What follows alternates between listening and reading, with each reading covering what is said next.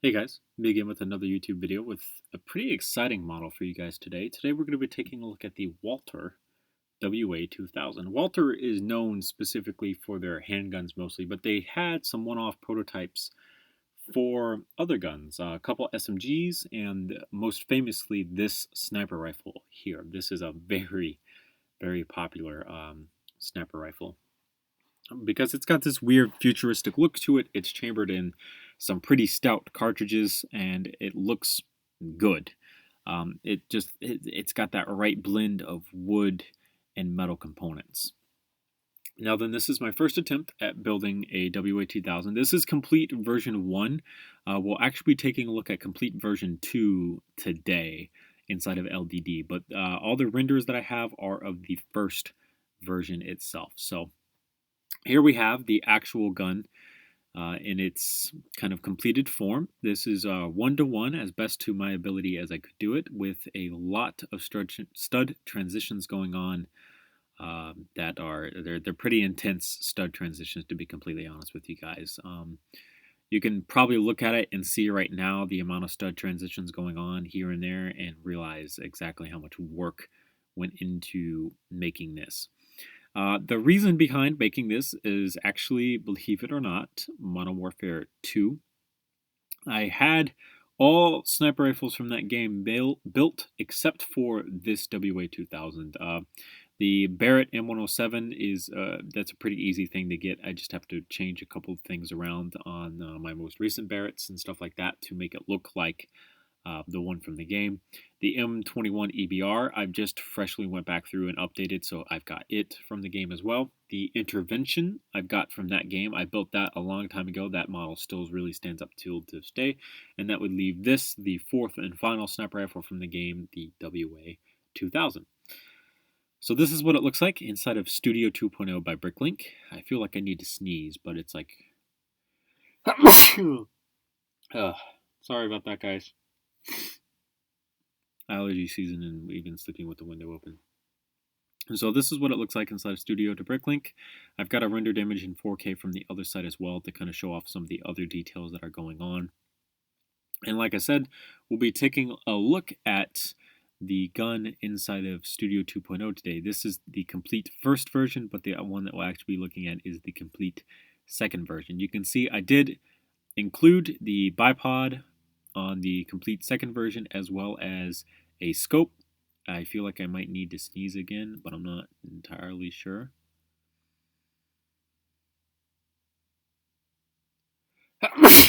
Yep, okay. Hopefully it's just 2 and done, and it doesn't keep continuing.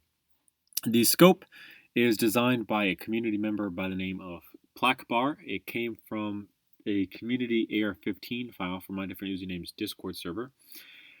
It's actually a mashup of 2 of Plackbar's scopes together, and it ended up working really well. It definitely resembles one of the more like average scopes that you would see used inside of Call of Duty, for example. As specifically stated, I feel like I might need to sneeze again. You could probably hear it in my voice. Okay, alright. I think that's settled down.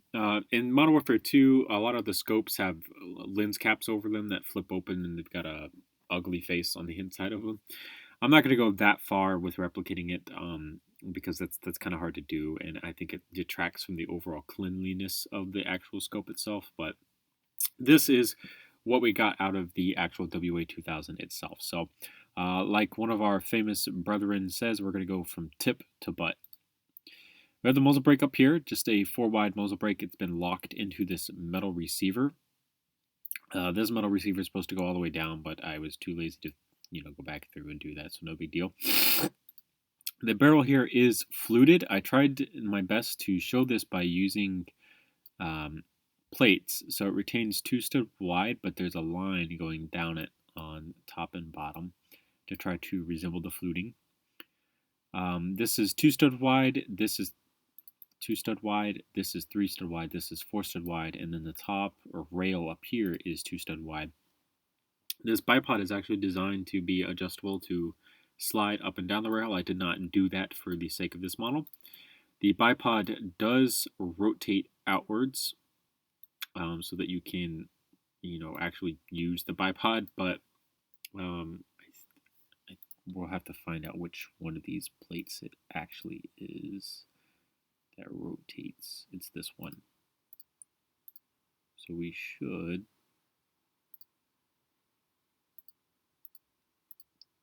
be able to, okay, so what if we actually click on, no, not, okay, come on. There we go. Come on. Well, you can see that the bipod moves and a whole bunch of other shit moves. Oh god, I hate LD sometimes. We need the right piece, and it's not going to want to select the right piece, but this does rotate so that you can use the bipod. The handguard down here is 5 studs wide to accommodate a 3 stud wide receiver here, which has a couple details going on in it here and there. I went with a 4 wide area back here to show just a little bit of what I'm assuming is the chamber sticking out. The trigger is here, as well as the safety, so it just slides back and forth.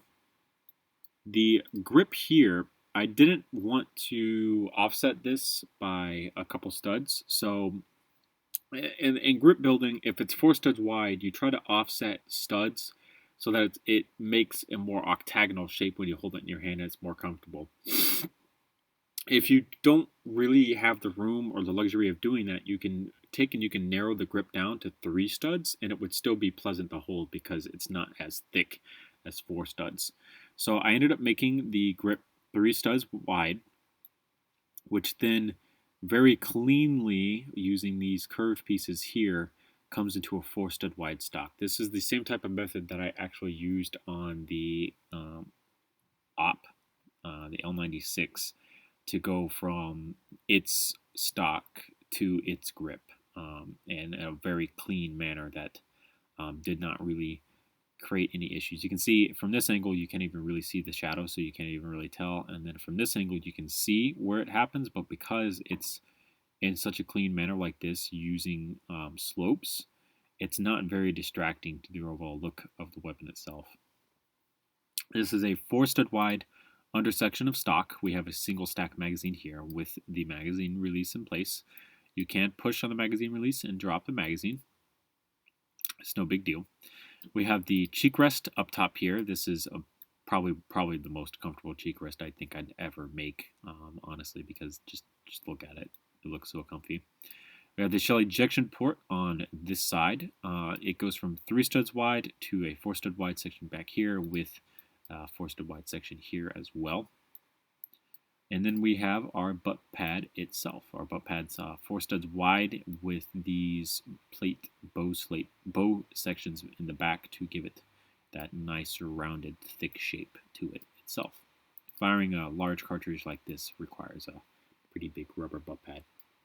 Overall, I'm very happy with this model itself, the WA2000. Obviously, it's a very iconic weapon, a very iconic rifle. I do want to point out that Walther has a couple different styles going on back here in this section here. I went with one of those styles, but if you ever go and you Google search an image of this and you see a little bit of a different style, I just want to kind of point that out, that there is a little bit of a difference between a couple different models for Walther's rifles themselves. So, thank you guys so much for watching. Remember, comment, and subscribe for more videos similar to this one.